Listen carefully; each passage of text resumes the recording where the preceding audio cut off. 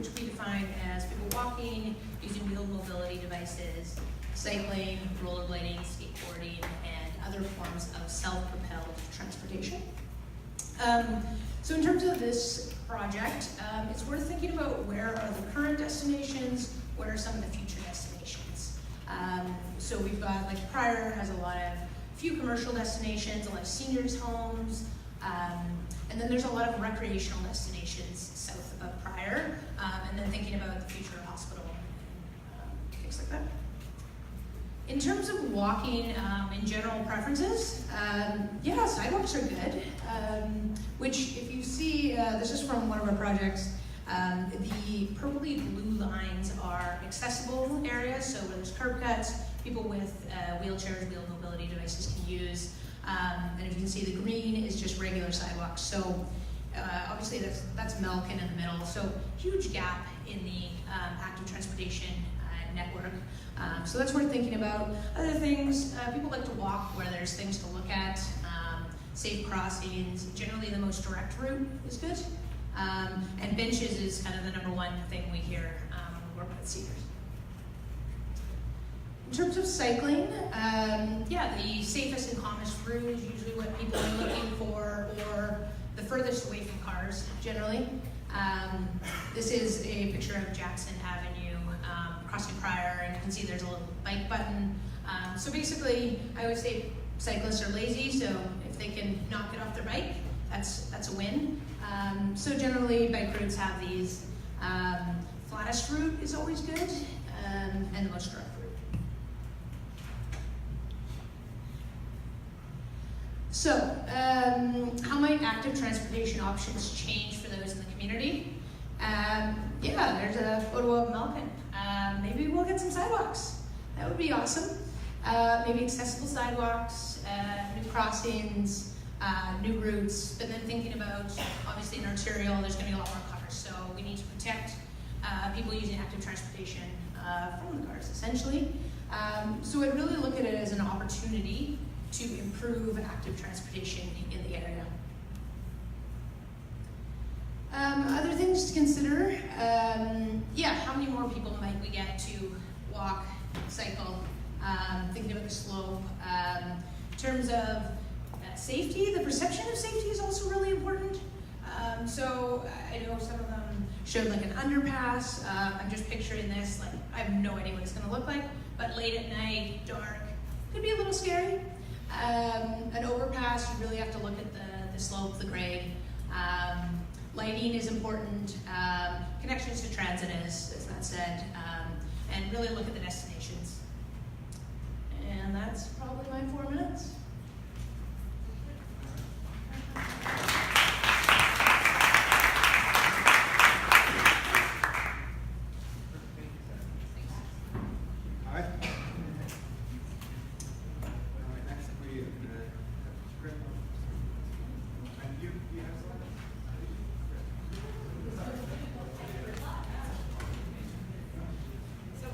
Paul is our great streets expert, and he's got just a couple slides up. He's going to mostly just talk from his iPad, and so we don't have slides to hand out, so just make some notes on your pages as you need them. So hey everyone, my name is Paul Krueger. I'm a transportation and public space planner with the City of Vancouver, and I am not working on this project, but I do live in the area. I'm just east of here, and I pass through the area every day. Hopefully I'm not going to say anything that gets me fired. And I'd like to talk just a little bit about complete streets, something Paul Storer touched upon earlier in the day, and also about the idea of streets as places. So from a transportation perspective, complete streets consider the needs of everyone, people of all ages and all abilities, all modes of travel, safe and comfortable access for people walking, biking, taking transit, driving. It's not an afterthought, it's an integral planning principle. It ensures that the critical mobility and access functions are met, and it allows for all people and businesses to meet their daily needs regardless of how they get around.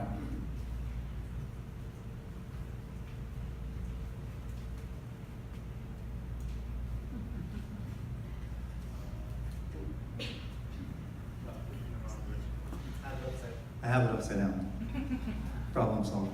From a broader perspective, streets can be more than just places to move through. They can be places to be. Together with parks and plazas, streets are public places that play a vital role in public life. They enable celebration and protests, community events, and neighborly interaction. The best streets help build community and enhance people's daily lives, their experience of the neighborhood, of the city. And by looking at streets holistically, we can bring together land use, green infrastructure, public spaces, and transportation considerations seamlessly together. So Paul mentioned earlier, the other Paul, I'm also Paul, mentioned complete streets principles that we developed. And there's the transportation principles that hopefully have been hammered home by now. And principles around adaptability, which talk about streets being flexible, thinking about future needs, thinking about changes in how people get around, population and employment growth, resiliency for things like climate change and so on, new technologies, what have you.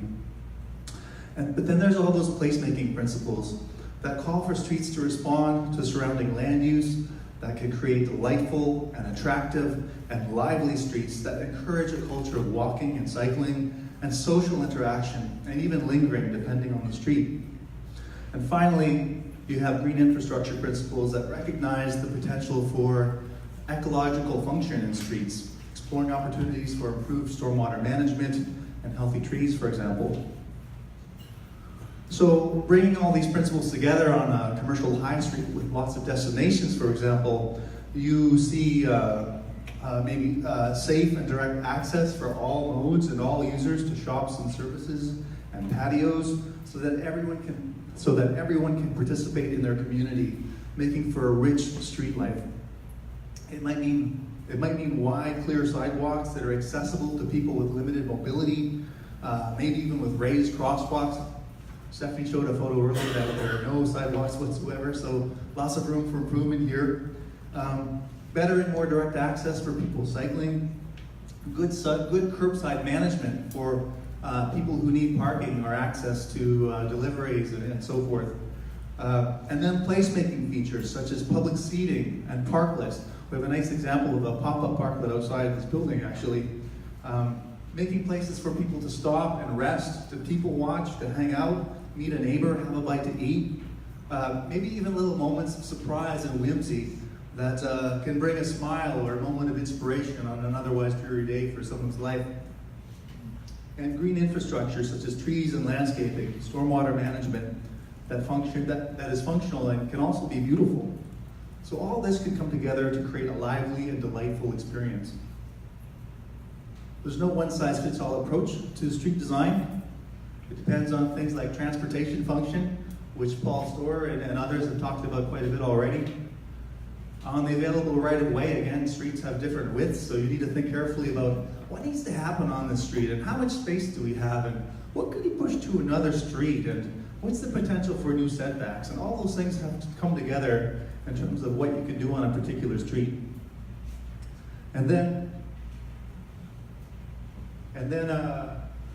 careful consideration needs to be given to the intensity and the types of land use, population and job density, the number and kind of destinations and so on. That really impacts who might want to access a particular street and how they might want to get around. A destination-rich street with ground floor commercial, for example, is very different from a goods movement street with industrial adjacencies. And so, finally, street designs depend on other factors that make a street unique, such as heritage, proximity to water, proximity to parks, thinking about whether a street can be used differently depending on the time of day, week, or season, and so on. So a street next to a park, for example, you don't have to think of that as a scar or a challenge to the park, but really an opportunity, something that invites people into the park, that introduces different uses, that could actually improve a park experience. And I'm out of time, so I'm going to end it here. Thank you.